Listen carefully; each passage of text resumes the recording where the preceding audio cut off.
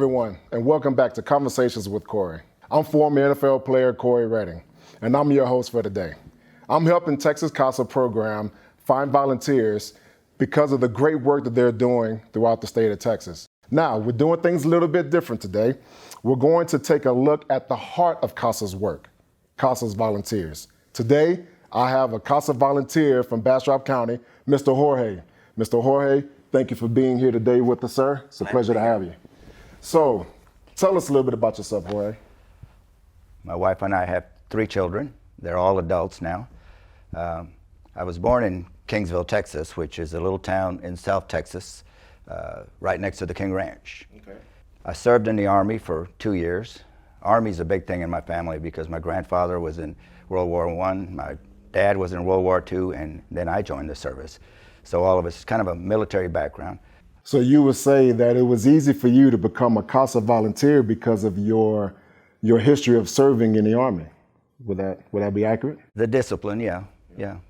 That, and my parents have always taught me that we should give back. When I was growing up, I really didn't notice it then until I got a little bit older, but I noticed that my parents were always doing stuff for other people, and I would say, why are they doing that? Now I know. Tell us one of your favorite moments of being a volunteer. I can give you 2 different instances where I think being a volunteer really pays off. And one is when you see a case to the end, and I'm talking like an adoption or something, and you see the child going to their home, whether it's to their original home or whether it's going to foster homes or whatever, but you know that you've done a good thing because that little child is going to have a very productive life moving forward because they're going to be in a good environment. Now, personally, when you're working with the cases, you've got to remember that you're working with kids that have been in really bad situations. They've been taken out of their homes in a lot of cases. And all of a sudden, you've got all these people that are talking to them. You've got the CPS people that are talking to them. You've got the CASA people that are talking to them. You've got the attorneys that are talking to them. And these are young kids that don't know what's going on. Mm-hmm. So we inject ourselves into their lives, and it is really, really hard to get them to trust us and to confide in us. And I mean, our job is to find out as much as we can about them and help them. You can't really do that if they don't trust you. So one of the biggest rewards that I got was when I'm able to drive up to a home and the children open the door and they come out and they run to you and they greet you. Or they give you a picture that they painted for you or something. That means that they trust you. To me, I don't know what else could be more rewarding than that. Just the fact that you've made contact with them and you're able to help them and they trust you enough to tell you things that maybe they wouldn't tell other people.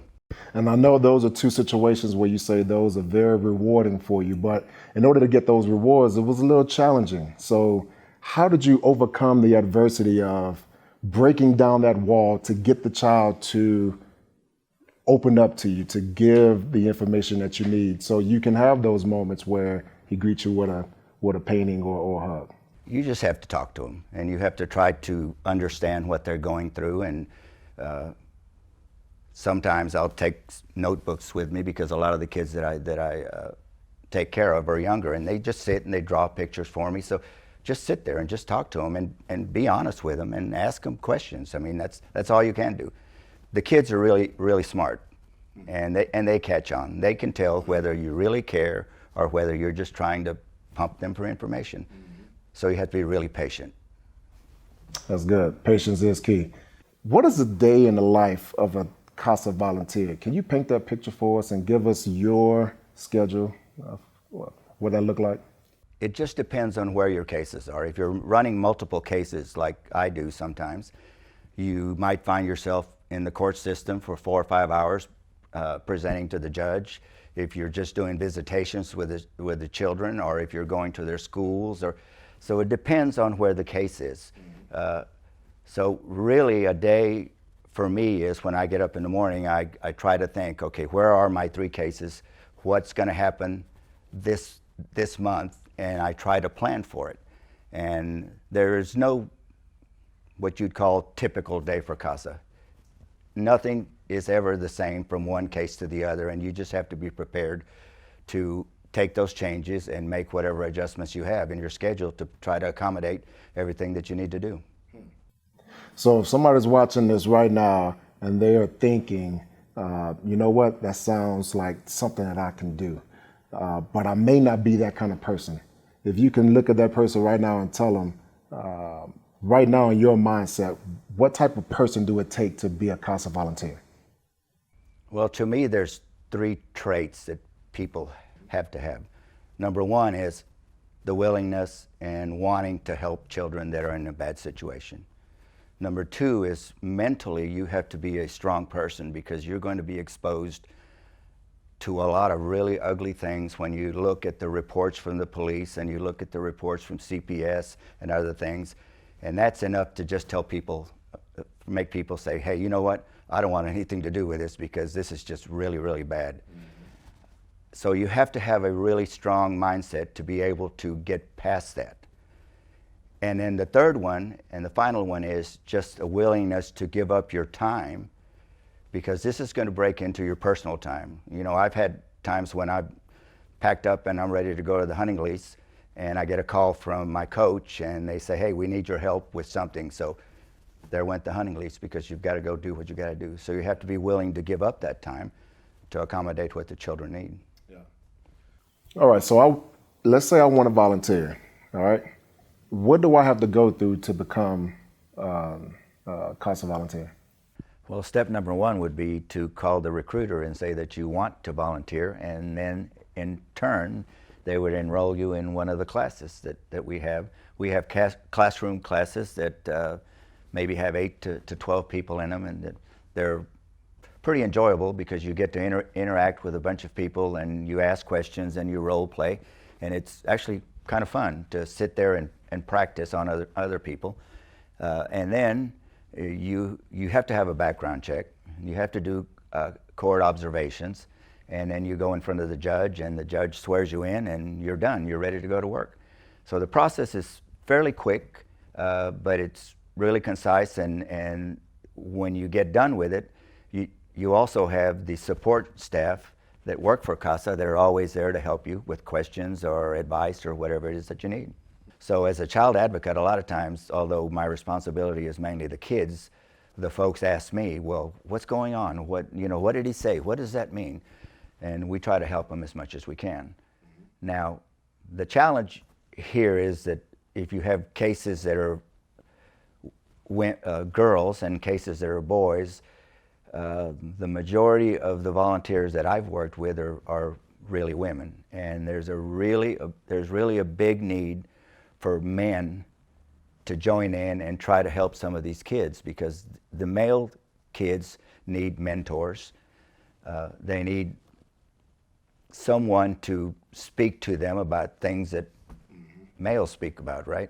Yes. And it's sometimes they open up better if you're a man, or versus the girls that open more widely to women. So I think there's a bad shortage of men that are willing to go in and take that kind of responsibility. Speaking from personal experience, I have three children of my own, daughter and 2 sons. And when I leave the house, my kids, especially my 2 boys, act a little crazy, right? But when I come home, my wife tells me all the time, something about when you walk through the door, they don't go as crazy as they used to, because it's something about a male's presence, right, around young men. Right. And it's something to say about that. And so as we are calling on for more men, right, to step up, that is something that is desperately needed, and is more male role models that we're actually looking for to walk alongside you and hold these kids' hands and serve them for Texas CASA. I agree. So, Mr. Jorge, tell me the age groups and the children that you worked with. So there's all different ages there, from 2 days old to 12-year-old. There's males, there's females. But one thing that you need to be aware of is that when we take on the responsibility of watching these kids, we're not just going and visiting the kids. We're actually responsible for their physical environment. We're responsible for their education. We're responsible for their well-being and their medical things. So there's just a diversity of things that we have to take care of whenever you become an advocate. It's the holistic approach, right? It's not just one thing that you're focused on. You're focused about the well-being of that child and advocating for all aspects of their life. What I've noticed when I'm doing this is that the majority of these children that are put into these bad situations are 80% of them are behind in school. 80 or 85% of them have never been to a doctor or a dentist, and some of them are living in some places that are fairly dangerous for them. So we're responsible as advocates for helping the court understand what those issues are and helping them improve their future. As we wrap up this month's blog, have a moment to talk to the people who are interested in being a volunteer. What would you say to them right now? Well, the first thing I would say is don't be afraid to try it. When you talk to people, when I talk to people about what I do, and the first thing they say is, oh, I couldn't possibly do that. Well, my advice would be try it, because once you get in there and you learn and you go through the education process that you need to go through to become an advocate, you have this huge staff, the CASA staff, that helps you. We've got coaches, we've got educational people, we've got all kinds of folks. Go in there and try it. If you don't want to necessarily be an advocate like I do, you can still volunteer to do other things. You don't have to be an advocate.